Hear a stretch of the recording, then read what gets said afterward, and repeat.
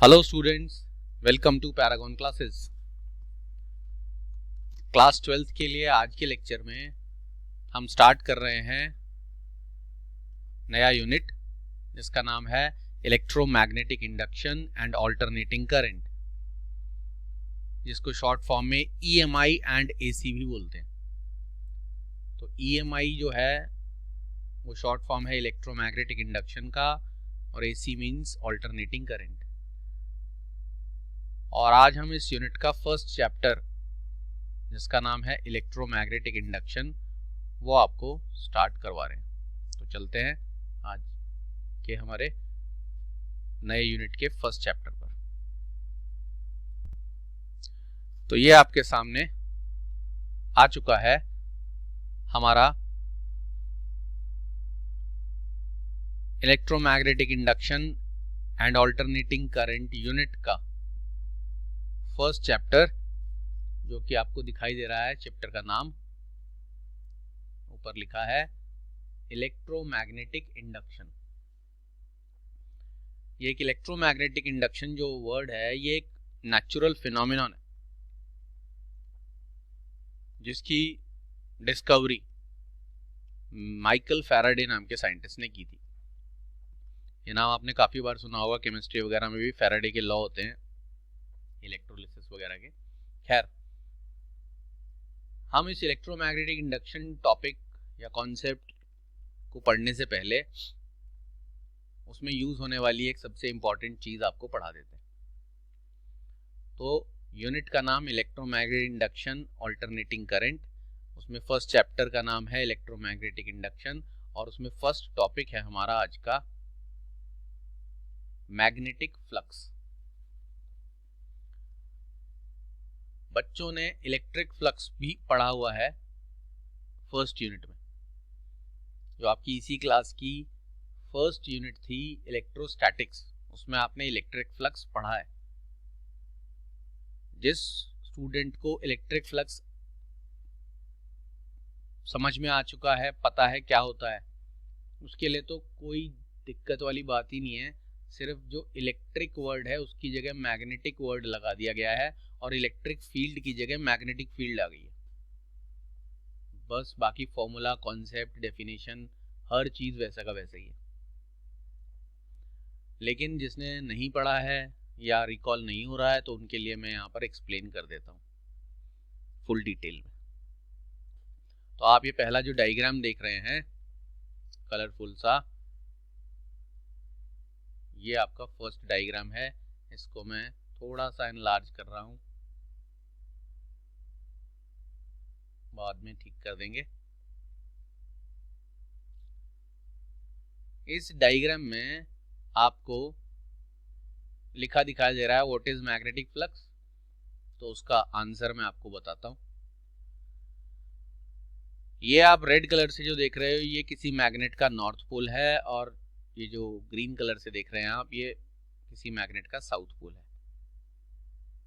और अगर एक नॉर्थ और एक साउथ पोल इस तरह से ऑपोजिट एक दूसरे के सामने रखे जाएंगे तो आप ये जो एरोज देख रहे हैं, ये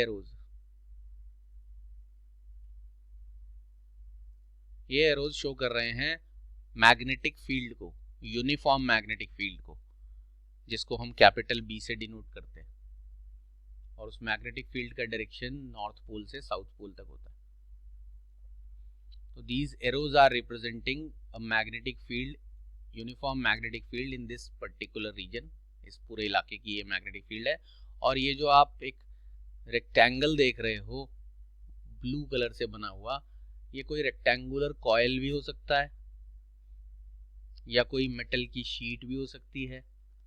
अगर रेक्टेंगुलर कॉइल हुआ तो मैग्नेटिक फील्ड लाइंस इसके बीच में से क्रॉस होके दूसरी तरफ चली जाएंगी, यानी आर पार होंगी, आसान भाषा में कहें तो। और अगर ये कोई मेटल प्लेट या शीट हुई तो मैग्नेटिक फील्ड लाइंस इसके ऊपर आकर इंसिडेंट होंगी।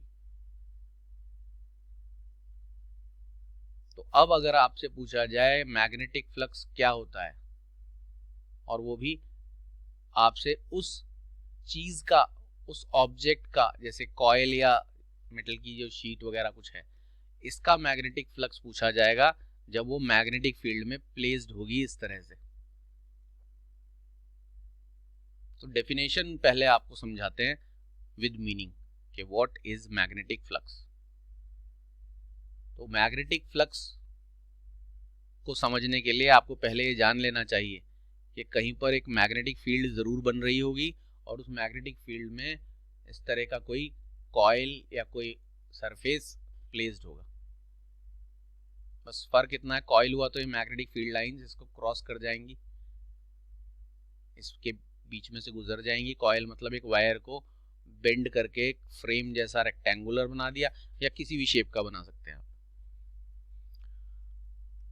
और ये जो कैपिटल ए दिखाई दे रहा है आपको, ये इस कॉइल का एरिया है, या इस ऑब्जेक्ट या सरफेस का एरिया है। रेक्टेंगुलर है तो लेंथ इनटू ब्रेड्थ। और ये बी जो आपको दिखाई दे रहा है, ये इस पूरे रीजन में इन पोल्स की वजह से बनने वाली यूनिफॉर्म मैग्नेटिक फील्ड है। तो अब आते हैं आप डेफिनेशन पर और उसके मीनिंग पर कि व्हाट इज मैग्नेटिक फ्लक्स। तो यहाँ लिखा है the magnetic flux linked with a surface.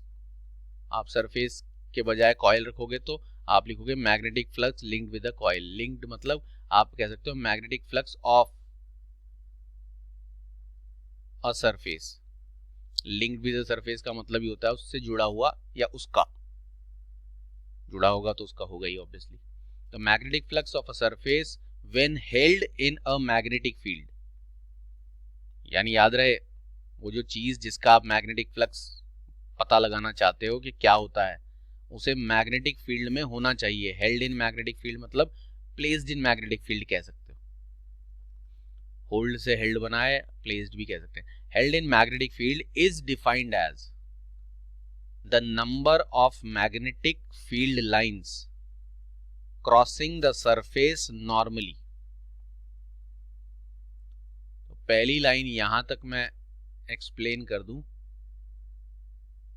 सिर्फ यहां तक, आगे अभी फिलहाल पढ़ने की जरूरत नहीं है, क्योंकि यहां तक का जो पोर्शन है जिसको मैंने ब्रैकेट में बंद कर दिया है, ये असली मैग्नेटिक फ्लक्स की डेफिनेशन है। उसके आगे जो लिखा है लाइन, वो समझने के लिए आपको दूसरे डायग्राम्स जो और बने हुए दिखाई दे रहे हैं वो समझना पड़ेगा, और उस लाइन में मैग्नेटिक फ्लक्स को फाइंड आउट करने का फॉर्मूला बताया गया। तो वो आपको थोड़ी देर बाद बताया जाएगा। पहले आप डेफिनेशन समझ लें।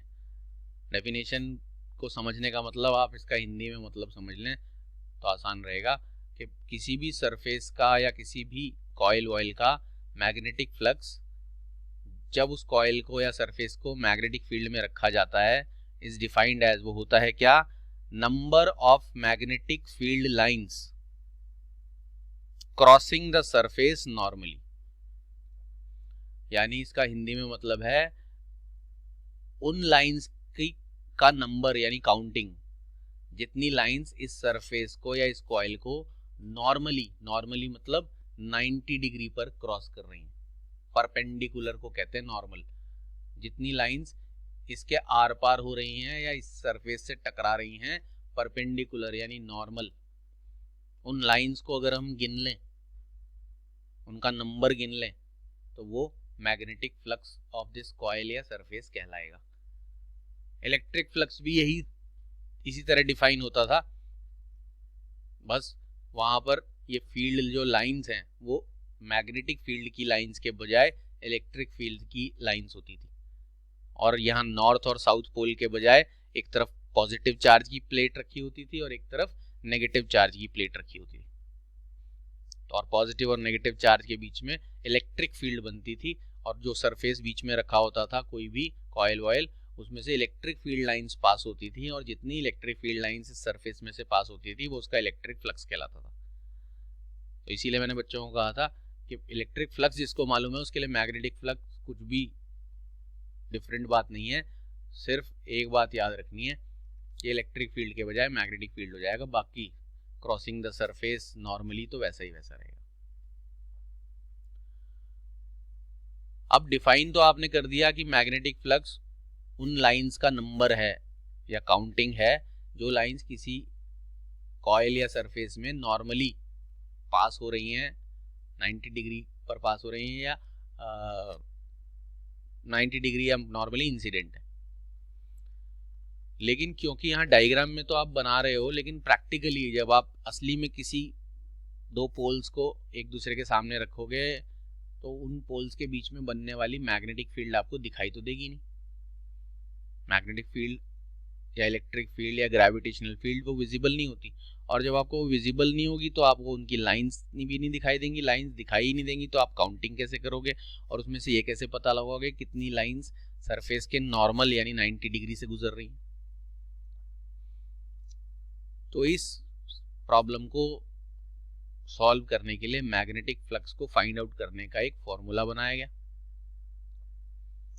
और उस फॉर्मूले को के मुताबिक आपको क्या करना है वो आपको इस डायग्राम में दिखाया जा रहा है। इस डायग्राम में भी दिखाया जा रहा है।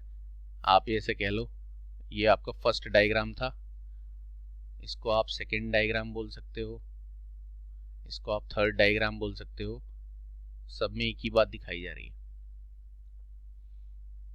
आपको क्या करना है, सबसे पहले ये जो एरोज आप देख रहे हो ये तो मैग्नेटिक फील्ड के एरोज हैं, और ये कोई डिस्क, कोई कॉइल, कोई सरफेस उस मैग्नेटिक फील्ड में रखा है, और ये आपने एक पॉइंट से यहाँ पर ये डायरेक्शन दिखाया है मैग्नेटिक फील्ड का। इस डिस्क या कॉइल या जो भी कुछ है उसका एरिया आपको पहले से ही पता होना चाहिए। अगर ये सर्कुलर हुई तो पाई आर स्क्वायर वगैरह से आप इसका एरिया फाइंड आउट कर सकेंगे।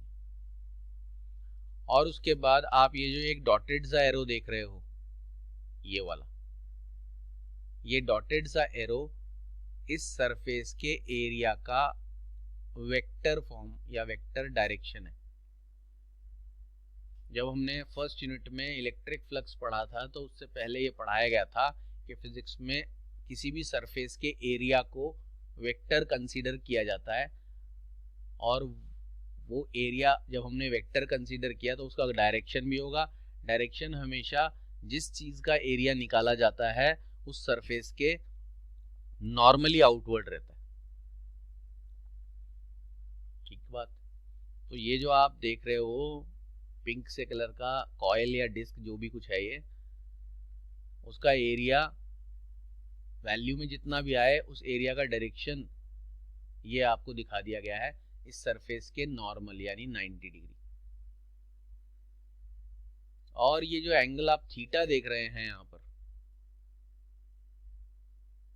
ये एंगल थीटा मैग्नेटिक फील्ड के डायरेक्शन और एरिया वेक्टर के डायरेक्शन के बीच में बना हुआ है। ध्यान रहे सरफेस का एरिया हमेशा सरफेस के नॉर्मल यानी 90 डिग्री से नॉर्मली आउटवर्ड होगा, और मैग्नेटिक फील्ड और उसके बीच का जो एंगल होगा थीटा वो आपको गिवन होगा। तो आपको मैग्नेटिक फ्लक्स फाइंड आउट करने के लिए क्या करना होता है, ये है आपका फ्लक्स का सिंबल फाई। इलेक्ट्रिक फ्लक्स का भी यही था। आपको मैग्नेटिक फील्ड और एरिया वेक्टर का डॉट प्रोडक्ट करना होता है, जिससे कि आपको मैग्नेटिक फ्लक्स का फॉर्मूला मिलता है BA cos थीटा, जिसमें B magnetic field intensity, A उस कॉइल या सरफेस का एरिया जिसको मैग्नेटिक फील्ड में रखा है, और थीटा उनके दोनों के बीच का एंगल, एरिया वेक्टर और मैग्नेटिक फील्ड का। और ये cos थीटा कहाँ से आया वो भी आपको याद दिला दें। जब आप मैग्नेटिक फील्ड को रिजॉल्व करते हो तो ये कंपोनेंट आता है B cos थीटा, और ये कंपोनेंट आता है B sin थीटा। अब आप मैग्नेटिक फील्ड के दोनों साइन या कॉस कंपोनेंट में से सिर्फ कॉस कंपोनेंट ही क्यों लेते हैं, साइन कंपोनेंट क्यों नहीं लेते? क्योंकि मैग्नेटिक फ्लक्स की डेफिनेशन के मुताबिक, according to the definition of magnetic flux, आपको magnetic field, number of magnetic field lines यानी ये जो लाइंस कौन सी काउंट करनी है, क्रॉसिंग द सरफेस नॉर्मली। और आप ध्यान से देख लो बी साइन थीटा वाली लाइन, जो बी साइन थीटा वाला डायरेक्शन है वो सरफेस के नॉर्मल नहीं है। कौन सा वाला डायरेक्शन, मैग्नेटिक फील्ड के डायरेक्शन का कौन सा कंपोनेंट सरफेस के या इस कॉइल के नॉर्मल है, कॉस थीटा वाला, क्योंकि वो एरिया वाली तरफ है और एरिया तो पहले ही नॉर्मल होता है।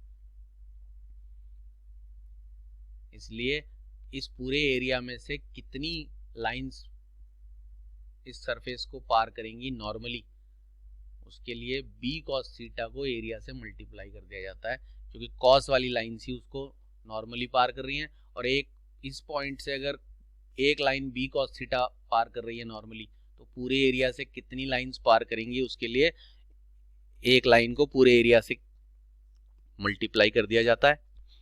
यूनिटरी मेथड है। और पूरे एरिया से मल्टीप्लाई करने का मतलब बी ए कॉस थीटा, जिसको आप डॉट प्रोडक्ट बोल सकते हो।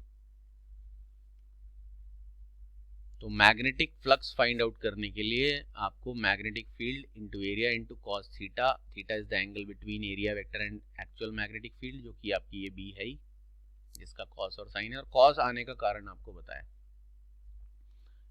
यही बात अब आगे के पोर्शन में या डेफिनेशन में लिखी गई है। लिखा है एंड इज मेजर्ड एज। अब ये फ्लक्स होता क्या है, वो फर्स्ट पार्ट सिर्फ ये बताता है व्हाट इज फ्लक्स, डेफिनेशन बताता है कि मैग्नेटिक फ्लक्स किसी भी सरफेस का उसमें से पास होने वाली मैग्नेटिक लाइंस का नंबर है, और कौन सी लाइंस का, जो नॉर्मली पास हो रही हैं। लेकिन उसे मेजर कैसे किया जाता है, फाइंड आउट कैसे किया जाता है, तो यहाँ लिखा है and is measured as the product of, product मतलब multiplication of component of magnetic field. Magnetic field का कंपोनेंट, कौन सा कंपोनेंट, दो कंपोनेंट हैं साइन और कॉस। मैग्नेटिक फील्ड का वो component normal to the surface and the surface area. ये जो सरफेस एरिया है, इस सरफेस एरिया के नॉर्मल वाला कंपोनेंट है, इसको एरिया से मल्टीप्लाई कर दिया जाए तो इस सरफेस का मैग्नेटिक फ्लक्स आ जाता है। देखें यहां पर भी ऐसे ही किया गया है, बस यहाँ और पहले वाले जो सेकंड डायग्राम है इसमें और इसमें फ़र्क ये है कि ये आपकी ये जो रिंग या डिस्क जो रखी गई है मैग्नेटिक फील्ड में, तो मैग्नेटिक फील्ड ये बी दिख रहा है, और ये जो आप दूसरा एरो देख रहे हो ग्रीन कलर से, ये इस कॉइल के एरिया का वेक्टर डायरेक्शन यानी नॉर्मल, ये चीज़ यानी ये सरफेस के नॉर्मल है। और उस बस सरफेस एरिया को ए से डिनोट ना करके एस से डिनोट किया गया है, बाकी कोई खास फर्क नहीं है। तो आप इस कंडीशन में ऐसा लिखोगे phi is equal to B S cos theta, और फिर आप लिखोगे phi is equal to B dot A, B dot S, A से ना डिनोट करके हम कहां से डिनोट कर रहे हैं, एस से। और रीजन वही है, आपने ये जो बी मैग्नेटिक फील्ड ये वाली है, इसको जब रिजॉल्व किया तो ये कंपोनेंट थीटा वाला तरफ कंपोनेंट हमेशा कॉस थीटा आएगा, और उसके परपेंडिकुलर कंपोनेंट क्या आएगा, बी साइन थीटा। अब आपको फ्लक्स की डेफिनेशन के मुताबिक कौन सी वाली लाइंस काउंट करनी है, जो मैग्नेटिक फील्ड के लाइंस सरफेस के नॉर्मल हों यानी कॉस वाली। और इस एक पॉइंट से अगर एक बी कॉस थीटा निकल रही है तो पूरे सरफेस से कितनी लाइंस निकलेंगी, उसलिए बी कॉस थीटा को पूरे सरफेस एरिया से मल्टीप्लाई कर दिया जाता है, यानी B cos theta into S, जिसको बी डॉट एस लिखा जाता है। अब आगे इसके बारे में एक चीज और डिस्कस करने से पहले इस डायग्राम को और देख लो जरा, इससे आपको और क्लियर हो जाएगा।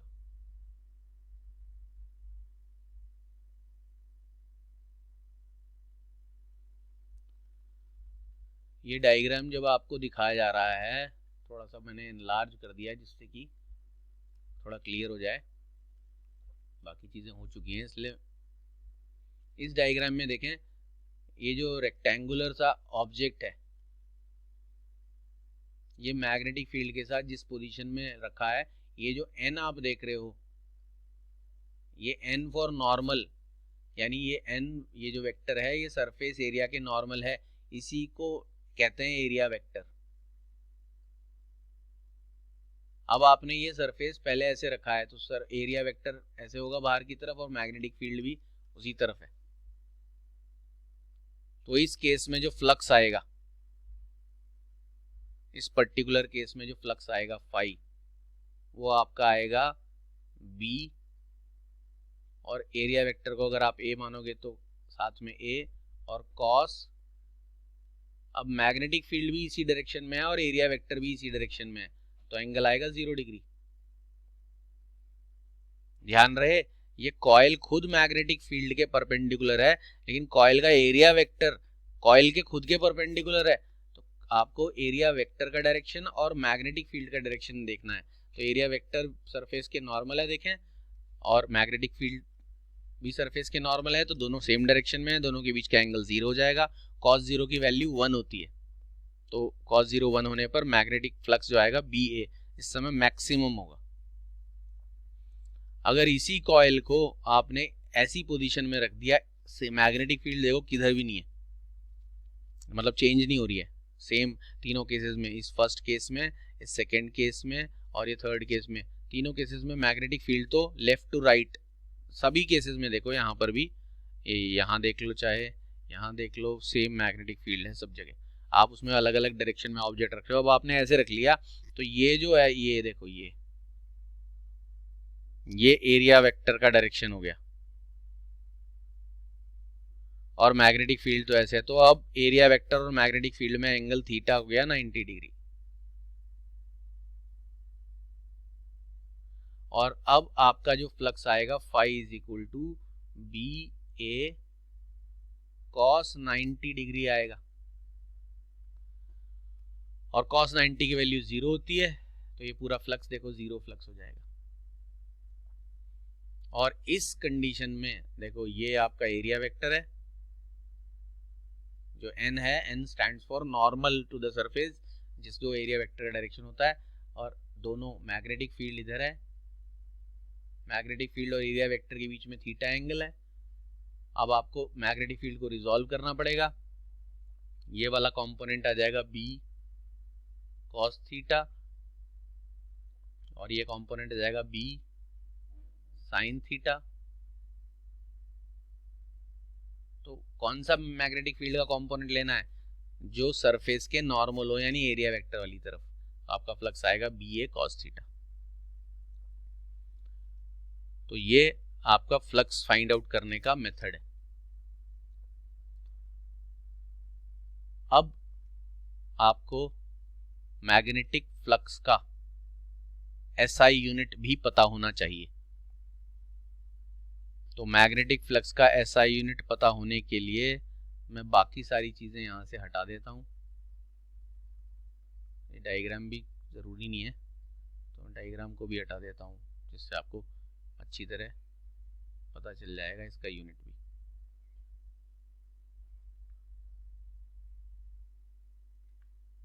ये ले,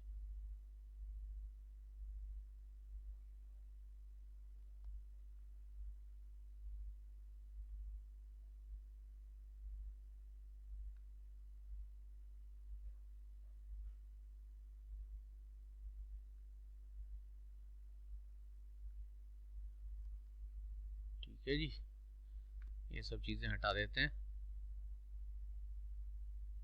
और अब आपको इसका यूनिट बताते हैं। SI यूनिट के लिए आपका जो ये फॉर्मूला है, इससे आपको मैग्नेटिक फ्लक्स का SI यूनिट पता चल जाएगा। मैग्नेटिक फील्ड इंटेंसिटी, जिसको B हम बोलते हैं, इसका SI यूनिट आपको बताया जा चुका है, इसका यूनिट टेस्ला था।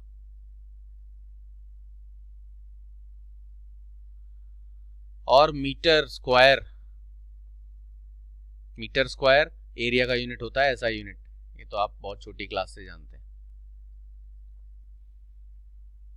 तो मैग्नेटिक फ्लक्स का जो SI यूनिट है वो आपका टेस्ला मीटर स्क्वायर बनेगा। ये फर्स्ट ऑप्शन है आपके पास। निकोला टेस्ला नाम के साइंटिस्ट के नाम पर टेस्ला मैग्नेटिक फील्ड का SI यूनिट होता है। और 1 टेस्ला डिफाइन करना आपको सिखाया जा चुका है। जो फोर्स ऑन अ चार्ज वाला चैप्टर था, जहां आपने लॉरेंस फोर्स पढ़ा था, वहां डिफाइन 1 टेस्ला बताया गया था।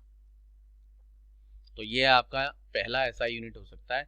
लेकिन मैग्नेटिक फील्ड एक ऐसा क्वांटिटी है जिसके 2 SI यूनिट थे।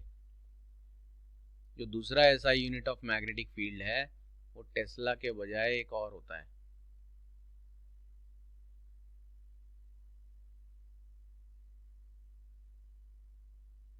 ये अनदर यूनिट है मैग्नेटिक फील्ड का, जो SI यूनिट ही है। कुछ कम, काफी कम ऐसी क्वांटिटीज हैं जिनके SI यूनिट भी एक से ज्यादा हैं, उनमें से मैग्नेटिक फील्ड भी ऐसी क्वांटिटी है। इलेक्ट्रिक फील्ड भी है। इलेक्ट्रिक फील्ड के भी 2 SI यूनिट होते हैं, एक न्यूटन पर कूलम्ब और एक वोल्ट पर मीटर। इलेक्ट्रोस्टैटिक्स में पढ़ा है। तो मैग्नेटिक फील्ड के भी 2 SI यूनिट होते हैं, एक सिर्फ टेस्ला, यानी ये B = टेस्ला भी में भी नापा जा सकता है, और एक वेबर पर मीटर स्क्वायर। अब अगर आप टेस्ला में नाप रहे थे मैग्नेटिक फील्ड, तो B की जगह आपने टेस्ला लिख दिया और एक ही एरिया के लिए मीटर स्क्वायर लिख दिया, तो टेस्ला मीटर स्क्वायर। अगर आप मैग्नेटिक फील्ड नाप रहे हैं वेबर पर मीटर स्क्वायर में, तो इसी फॉर्मूले के अकॉर्डिंग B की जगह, मैग्नेटिक फील्ड की जगह आपने वेबर पर मीटर स्क्वायर लिख दिया, और एरिया तो आपको मीटर स्क्वायर में करना ही है, वो तो हमेशा है। तो मीटर स्क्वायर से मीटर स्क्वायर कैंसिल हो जाएगा, तब आपकी मैग्नेटिक फ्लक्स की SI यूनिट सिर्फ वेबर कही जाएगी। ये बात आपको याद रखनी है, क्योंकि बड़ा छोटा सा डिफरेंस है, बच्चे इसमें गलतियां करते हैं कंफ्यूजन की वजह से। Weber per metre square magnetic field intensity capital B, जो ये नॉर्थ से साउथ तक डायरेक्शन होता है, उसकी SI यूनिट है। और सिर्फ अगर कहीं वेबर लिखा हो तो वो मैग्नेटिक फ्लक्स की SI यूनिट है। ओके बात। तो ये आपका जो टॉपिक है इलेक्ट्रोमैग्नेटिक इंडक्शन का फर्स्ट, ये यहां पर कंप्लीट हो जाता है। आपको मैग्नेटिक फ्लक्स क्या होता है वो पता चल चुका है। डेफिनेशन के मुताबिक the number of magnetic field lines crossing a surface normally, यानी किसी सरफेस को जब मैग्नेटिक फील्ड में रखें तो उसमें से कितनी लाइंस मैग्नेटिक फील्ड की सरफेस के नॉर्मल क्रॉस कर रही हैं, वो उसका मैग्नेटिक फ्लक्स है। लेकिन क्योंकि लाइंस काउंट नहीं कर सकते, तो आपको मैग्नेटिक फ्लक्स फाइंड आउट करने के लिए ये फॉर्मूला भी बता दिया गया। फॉर्मूला बना कैसे, उसका रीज़न भी बता दिया है कि जब आपकी मैग्नेटिक फील्ड एक तरफ होती है और सरफेस का एरिया वेक्टर दूसरी तरफ होता है और उनके बीच में एंगल होता है, तो मैग्नेटिक फील्ड का आप कॉस कंपोनेंट लेते हो, वही सरफेस के नॉर्मल गुजर रहा है। और डेफिनेशन के मुताबिक आपको मैग्नेटिक फील्ड की नॉर्मल वाली लाइंस देखनी है जो एरिया वेक्टर के अलोंग है। तो आप एक लाइन B cos थीटा है और पूरे एरिया से उसे मल्टीप्लाई कर देते हो, तो सारे एरिया में से कितनी नॉर्मल लाइंस निकलेंगी वो आपको पता चल जाता है यूनिटरी मेथड से। और कॉस वाला कंपोनेंट लेने की वजह से ये डॉट प्रोडक्ट बनता है, और इस फॉर्मूले से आपने SI यूनिट भी पता लगा दी। और आखिरी चीज ये कि मैग्नेटिक फ्लक्स एक स्केलर क्वांटिटी है।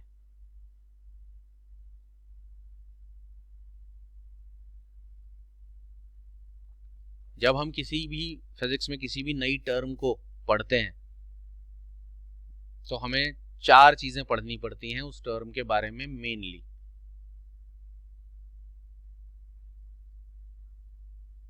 क्या क्या है वो 4 चीजें? पहली चीज उसका डेफिनेशन, जो आपको पढ़ा दिया। दूसरी चीज उसको फाइंड आउट करने का फॉर्मूला, ये भी आपको पढ़ा दिया। तीसरा उसका SI यूनिट, ये भी आपको पढ़ा दिया, सब कुछ विद रीजन। और फोर्थ है कि वो क्वांटिटी स्केलर होगी या वेक्टर। तो स्केलर क्यों है वो मैं बता देता हूं। अब ये बात जबरदस्ती नहीं है। जब डेफिनेशन ये कहती है कि आपको वो वाली लाइंस गिननी है जो सरफेस के नॉर्मल हो, तो आपको मजबूरी में कॉस वाली लाइंस गिननी है। जब आप कॉस वाली लाइन गिनोगे तो यहाँ कॉस थीटा फॉर्मूले में आता है, और मैग्नेटिक फील्ड भी वेक्टर क्वांटिटी है, और एरिया भी फिजिक्स में वेक्टर कंसीडर किया गया है।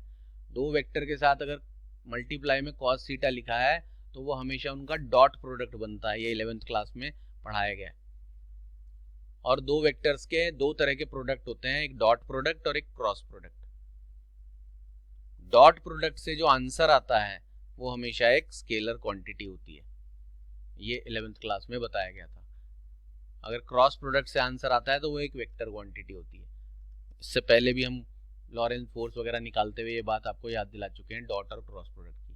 तो मैग्नेटिक फ्लक्स एक स्केलर क्वांटिटी है, क्योंकि फ्लक्स डॉट प्रोडक्ट से आया है मैग्नेटिक फील्ड वेक्टर और एरिया वेक्टर के। तो दो वेक्टर के डॉट प्रोडक्ट क्यों करना पड़ा, क्योंकि कॉस थीटा आ गया। और कॉस क्यों आया, क्योंकि हमें वो लाइंस गिननी थी जो सरफेस के नॉर्मल है। डेफिनेशन ऐसा कहता है। तो अब आपको चारों चीजें बताई जा चुकी हैं। मैग्नेटिक फ्लक्स की डेफिनेशन, यानी क्या होता है मैग्नेटिक फ्लक्स, उसका फॉर्मूला, कैसे फाइंड आउट करते हैं मैग्नेटिक फ्लक्स को, उसका एसआई यूनिट, और स्केलर है या वेक्टर। तो इसको अच्छी तरह समझ लें और याद कर लें। मैग्नेटिक फ्लक्स जिस बच्चे को पता है उसको इलेक्ट्रोमैग्नेटिक इंडक्शन समझने में बहुत आसानी होगी। इलेक्ट्रोमैग्नेटिक इंडक्शन क्या होता है, इस फिनोमिनन का पूरा मीनिंग और Faraday's laws of electromagnetic induction, ये आपको नेक्स्ट क्लास में बताया जाएगा, यानी नेक्स्ट लेक्चर में। तो आज के लेक्चर हम यही कंक्लूड करते हैं। तब तक के लिए good bye and take care.